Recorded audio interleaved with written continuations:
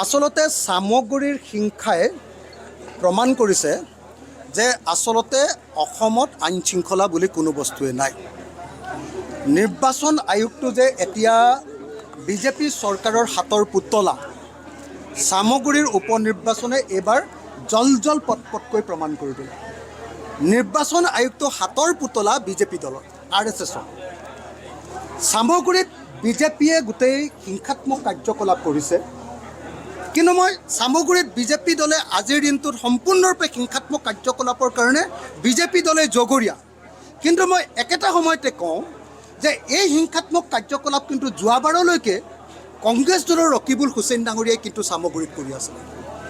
তো আইলে যে হাত বাইলেও সেই হাত বুলি এটা কথা আছে নহয়, বালিলৈ যি হাত যি পাত হুগৰিবলৈ একে পাত হৰ বুলি এটা কথা আছে নহয়।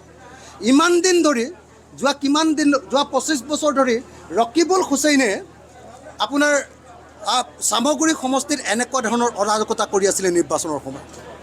আগতে ৰকিবুল হুছেইনৰ কংগ্ৰেছ দলে সামগুৰিত কোনো মানুহক প্ৰচাৰ কৰিবলৈ যাবলৈ নিদিয়ে, ৰাস্তাত গছ পেলাই দিয়ে আৰু কোনো মানুহক গাঁৱৰ ভিতৰত সোমাবলৈ নিদিয়ে। সেই একেটা কাম এইবাৰ বিজেপিৰ হিমন্ত বিশ্ব শৰ্মা বাহিনীয়ে কৰি আছে।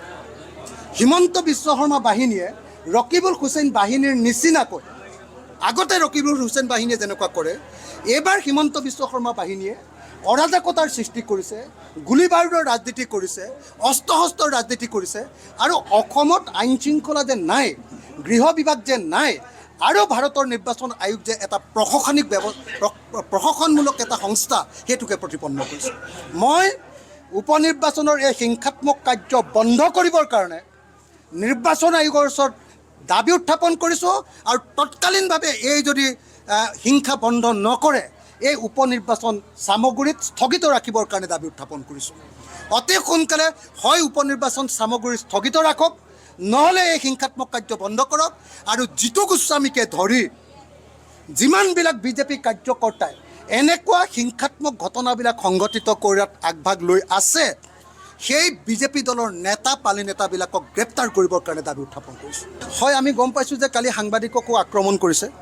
কেইদিনমানৰ আগতে এজন মানুহৰ মৃত্যু ঘটি গৈছে, হত্যা কৰিছে তাতে এনেকুৱা ধৰণৰ হিংসাত। এতিয়া আকৌ সাংবাদিকক আক্ৰমণ কৰিছে। মুঠতে সামগুৰিত এক অৰাজকতা বিৰাজ কৰিছে। আগতে এই অৰাজকতাৰ জনক আছিলে ৰকিবুল হুছেইন, এতিয়া সেই অৰাজকতা চলাই আছে বিজেপিয়ে। গতিকে এই অৰাজকতা বন্ধ হ'ব লাগে, আৰু সামগুৰিত আমি গণতন্ত্ৰ প্ৰতিষ্ঠা কৰিবৰ কাৰণে দাবী উত্থাপন কৰিছোঁ। আপুনি বিচৰা বাতৰি পাব কেৱল নিউজ 18 এপত। নিউজ 18 এপ ডাউনলোড কৰিবলৈ স্কেন কৰক এই QR কোড। গুগল প্লে ষ্টৰতো পাব এই নিউজ 18 এপ।